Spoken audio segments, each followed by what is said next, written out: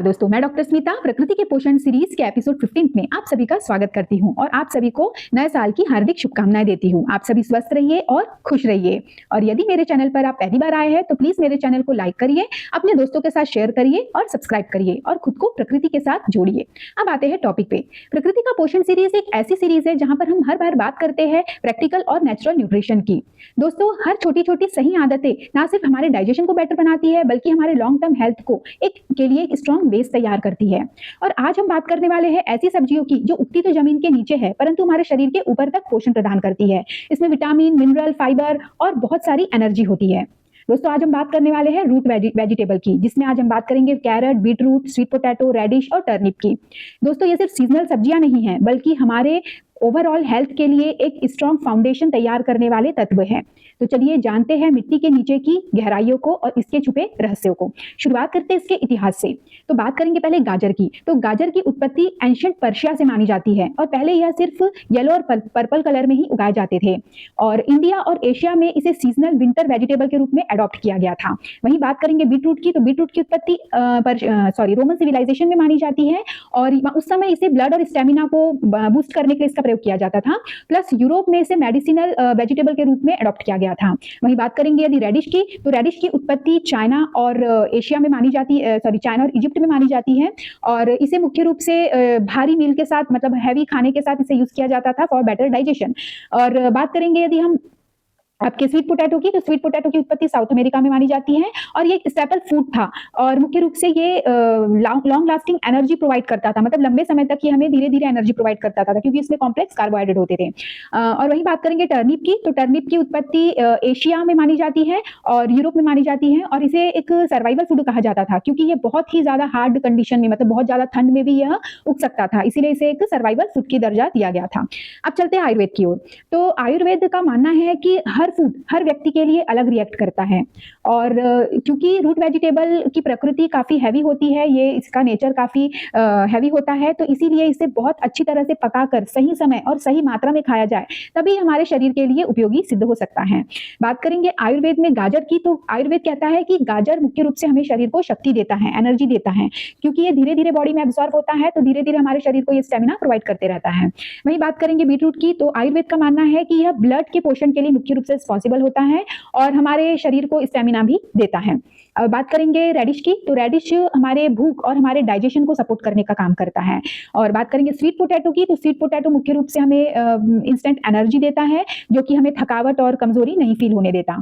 और बात करेंगे टर्निप की। तो टर्निप हमारे कफ को संतुलित करता है और साथ ही साथ विंटर में मुख्य रूप से ये एनर्जी और हमारे शरीर को गर्म रखने का काम करता है। अब चलते हैं इसके न्यूट्रिएंट की ओर अर्थात पोषक तत्वों की ओर। तो कैरेट में मुख्य रूप से विटामिन ए, बीटा कैरोटीन और फाइबर पाया जाता है। वहीं बीटरूट में आयरन, फॉलेट और एंटीऑक्सीडेंट पाए जाते हैं।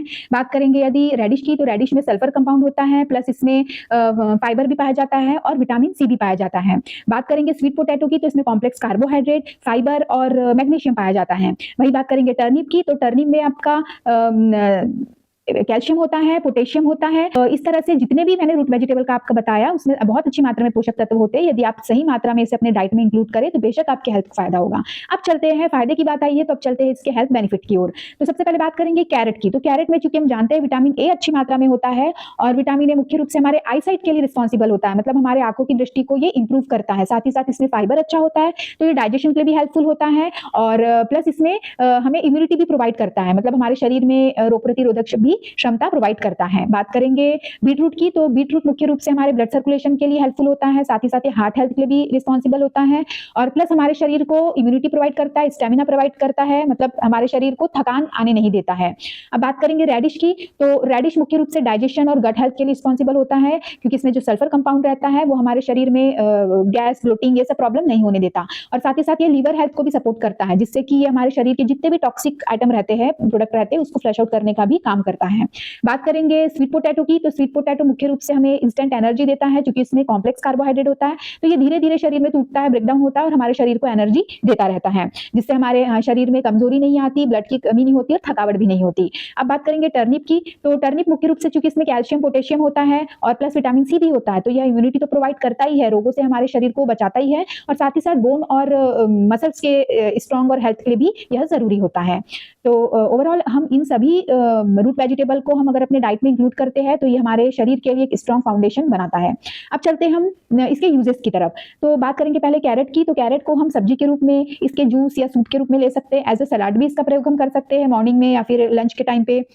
वहीं बात करेंगे अगर हम बीटरूट की, तो बीटरूट को भी आप जूस के रूप में ले सकते हैं, पर जूस के फॉर्म में इसको बहुत ज़्यादा मात्रा में नहीं लेना चाहिए। आप इसको हल्का सा बॉईल करके इसको सब्जी के रूप में या फिर आप सलाद के रूप में भी कम क्वांटिटी में प्रयोग कर सकते हैं। बात करेंगे रेडिश की, तो रेडिश को भी आपको अच्छे से कुक करके एज अ सब्जी के रूप में आप प्रयोग कर सकते हैं, या इसका सूप भी आप बना के ले सकते हैं। बात करेंगे स्वीट पोटैटो की, तो स्वीट पोटैटो को हम रोस्ट करके या फिर स्टीम करके या बॉईल करके भी खा सकते हैं, ये हमें एनर्जी देता है। बात करेंगे टर्निप की, तो टर्निप की भी आप अच्छे से इसको बॉईल करके सब्जी बना सकते हैं या सलाद के रूप में इसे खा सकते हैं। तो आप इसे मॉर्निंग के टाइम भी ले सकते हैं। जितने भी रूट वेजिटेबल है तो उसको आप मॉर्निंग के समय या लंच के टाइम ही प्रीफर करिए, रात को अवॉइड करिए, क्योंकि इसमें फाइबर होता है, सल्फर कंपाउंड होता है, तो ये हमको डाइजेस्ट होने में भी थोड़ा टाइम लेता है और गैस ब्लोटिंग भी रात में प्रॉब्लम क्रिएट कर सकता है। अब बढ़ते हैं आगे प्रिकॉशन की तरफ। तो दोस्तों, जैसे हम हर बार बात करते हैं कि प्रकृति के वरदान में कुछ ना कुछ ऐसे भी तत्व होते हैं जो हमें एक हमारी लिमिटेशन तय करते हैं। तो हम बात करेंगे आज रूट वेजिटेबल के प्रिकॉशन की। तो सबसे पहले बात करते हैं कैरेट की। तो कैरेट हमें अगर मान लो बहुत ज्यादा रॉ फॉर्म में लेते हैं तो गैस और ब्लोटिंग हो सकती है, और साथ ही साथ जो डायबिटिक पेशेंट रहते हैं उन्हें इसे लिमिटेड अमाउंट में ही लेना चाहिए। बात करेंगे यदि हम बीटरूट की, तो बीटरूट में भी हम बहुत एक्सेस क्वांटिटी में यदि इसका जूस ले ले तो डाइजेशन प्रॉब्लम हो सकती है, और साथ ही साथ जो किडनी पेशेंट है उनको इसका प्रयोग लिमिटेड ही करना चाहिए, या डॉक्टर से एडवाइस लेकर इसका प्रयोग करना चाहिए। बात करेंगे स्वीट पोटैटो की, तो स्वीट पोटैटो को भी हम एक्सेस क्वांटिटी में यूज करें तो वेट गेन हो सकता है, और साथ ही साथ डायबिटिक पेशेंट को तो इसे लिमिट मात्रा में ही लेना चाहिए। टर्निप की बात करेंगे तो टर्निप जो रहता है वो आपका अगर आप ज्यादा क्वांटिटी में लेते हैं तो इससे भी इंडाइजेशन या गैस और ब्लोटिंग हो सकता है, और साथ ही साथ जो थायराइड के पेशेंट है उन्हें भी ये दिक्कत कर सकता है। बात करेंगे रेडिश की, तो रेडिश में चूंकि सल्फर कंपाउंड पाया जाता है तो ये डाइजेशन के लिए तो हेल्पफुल है, पर यदि इसे भी आप ज्यादा कच्चा या रात के टाइम लेते हैं तो ये भी गैस क्रिएट कर सकता है, और साथ ही साथ थायराइड पेशेंट को इसे अवॉइड करना चाहिए। अब चलते हैं इसके इंटरेस्टिंग फैक्ट्स की ओर। तो कैरेट जो थे ये पहले सिर्फ येलो और पर्पल कलर में ही उगते थे, बाद में इसे ऑरेंज कलर में डेवलप किया गया, उगाया गया, और यह धीरे धीरे बॉडी में एब्जॉर्ब होते हैं, तो ये हमें एनर्जी देते हैं मुख्य रूप से। बात करेंगे बीटरूट की, तो बीटरूट का जो डार्क कलर होता है वो इसमें मौजूद एंटीऑक्सीडेंट की वजह से होता है, और इसी कारण से एंशिएंट टाइम में इसे नेचुरल डाई के रूप में प्रयोग किया जाता था। बात करेंगे रेडिश की, तो रेडिश जो रहता है इसमें चूंकि इसका जो तीखा फ्लेवर रहता है, गंध होती है, वो इसमें प्रेजेंट सल्फर कंपाउंड की वजह से होती है, और इसी की वजह से ये हमारे डाइजेशन को इंप्रूव करता है, सपोर्ट करता है। बात करेंगे स्वीट पोटैटो की, तो स्वीट पोटैटो में चूंकि कॉम्प्लेक्स कार्बोहाइड्रेट पाए जाते हैं, तो ये एथलीट्स के लिए, मतलब जो स्पोर्ट्स पर्सन रहता है या जो वर्कआउट करता है उसके लिए ये एनर्जी का एक बहुत बड़ा सोर्स माना जाता है।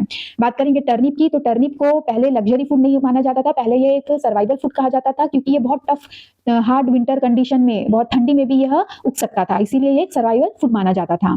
तो ये थे इससे रूट वेजिटेबल से जुड़े कुछ इंटरेस्टिंग फैक्ट, होपफुली आपके लिए नॉलेजेबल होंगे और आपको मजा भी आया होगा सुनने में।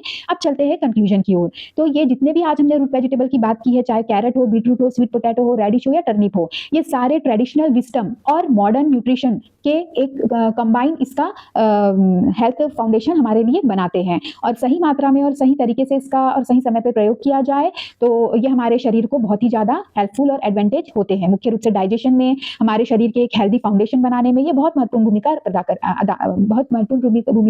प्ले करते हैं। लास्ट में मैं रूट वेजिटेबल के लिए 2 ही लाइन कहना चाहूंगी। Slow nourishment, strong foundation, root vegetable है हेल्थ का स्मार्ट सोल्यूशन। अब मिलते हैं दोस्तों प्रकृति के पोषण सीरीज के अगले एपिसोड में। तब तक के लिए आप सभी स्वस्थ रहिए और मस्त रहिए, और समय देने के लिए बहुत धन्यवाद।